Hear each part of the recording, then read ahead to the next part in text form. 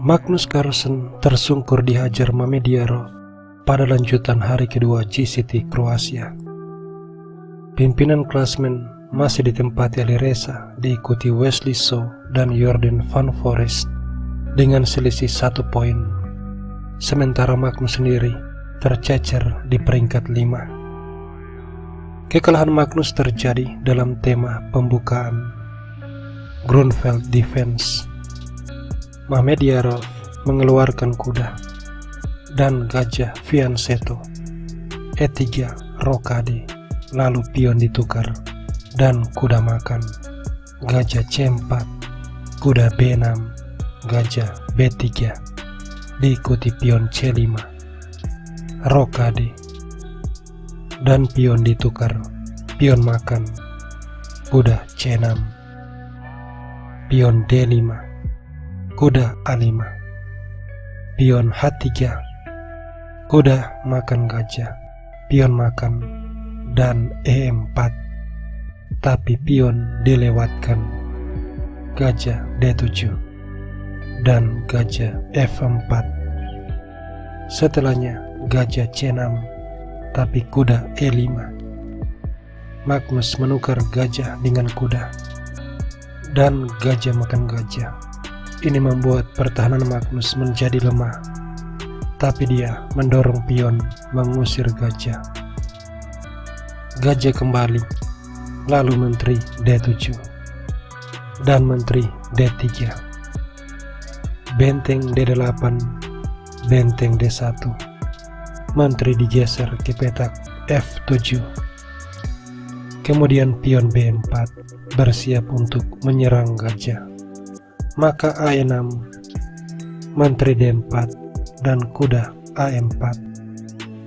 Mamediarov menukar kuda, gajah makan, kemudian benteng D2, E5, menteri B6, G5, dan benteng C1.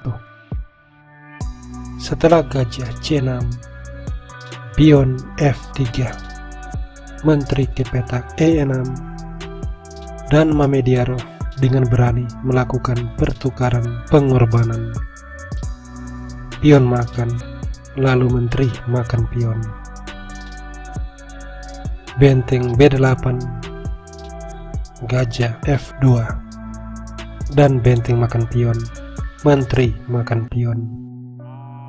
Mamediarov kehilangan sebuah benteng, tapi dia punya 2 pion bebas. Magnus menggeser benteng ke petak D8, menteri A5.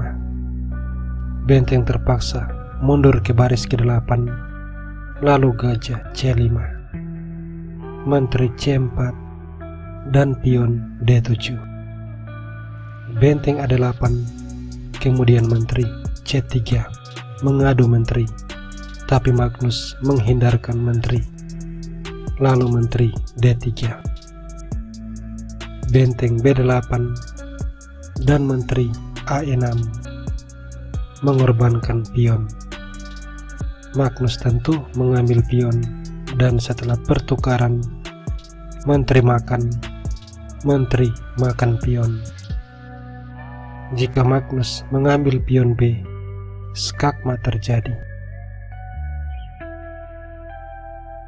Maka di sini Magnus memilih benteng E8 dan menteri makan pion skak.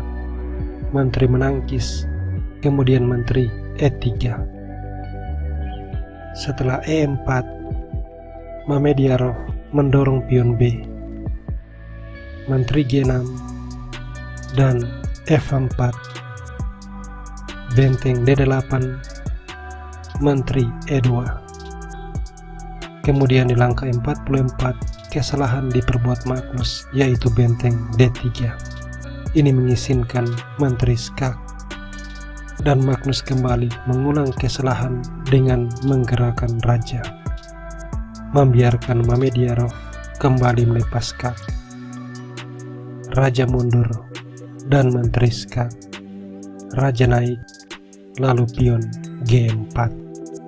Sampai di sini Magnus menyerah, sebab kalau misalnya menteri H6 mencegah skak, pion akan hilang. Dan tidak saja Mamediarov punya 2 pion bebas, dia juga memiliki 2 ancaman.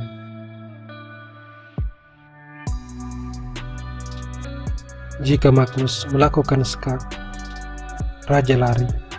Kalau benteng kembali skak, raja mundur. Dan jika skak diulang, raja akan menyerang benteng.